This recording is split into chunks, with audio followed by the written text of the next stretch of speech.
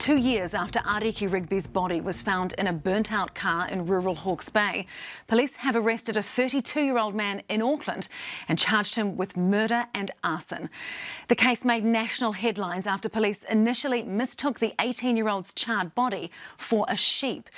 Leighton Hagel from the Hui has been following the case and filed this report for us. Tauranga's Motuopai Island is where Ariki Rigby has to go to see her sister Ariki. She's somewhere safe, that's well protected, and not just anyone can get to her. That's because this is where her whānau Urupa is, where Ariki is buried. This is my favourite spot in the world because she's here.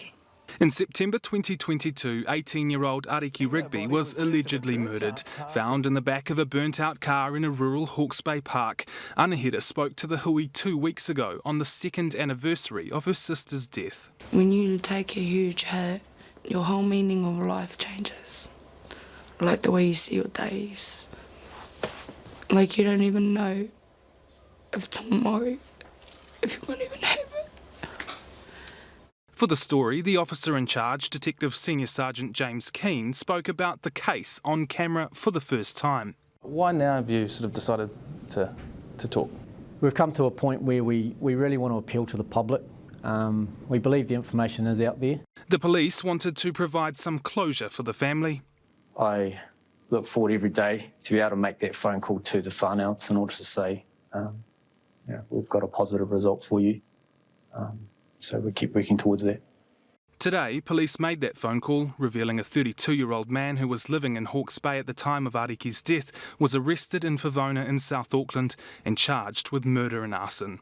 Back in 2022, police initially mistook the body of Ariki in the burnt-out car for that of a dead sheep. We've always acknowledged that there was a misidentification in the early days. Look, it was unfortunate. There's clearly no intent on behalf of the police for that to occur. We've made an apology to the family for that. Today's news comes after 2 years of pain for her whānau, 2 years with no answers. What does justice look like to you? I guess the universe will decide that.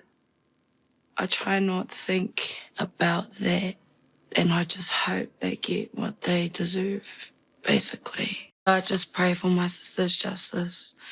And then when her justice comes, it'll come at the right time.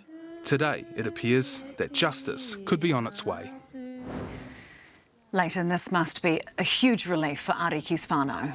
Sam, they say they are pleased, but they say it doesn't lessen the hurt and the pain of the whole situation, because we are just a few days away from what would have been Ariki's 21st birthday. Now, I spoke to Anahira, Ariki's sister, this afternoon, and she says she's doing okay. She thanked the Hui for the story and said the fresh appeal might have helped get some answers, but she hopes the police don't stop here and wants them to continue investigating to see if anyone else was involved, and if anyone else was involved, that everyone who was should be held accountable. She says she misses her sister more than anything in the world and will cherish the special moments that they had together.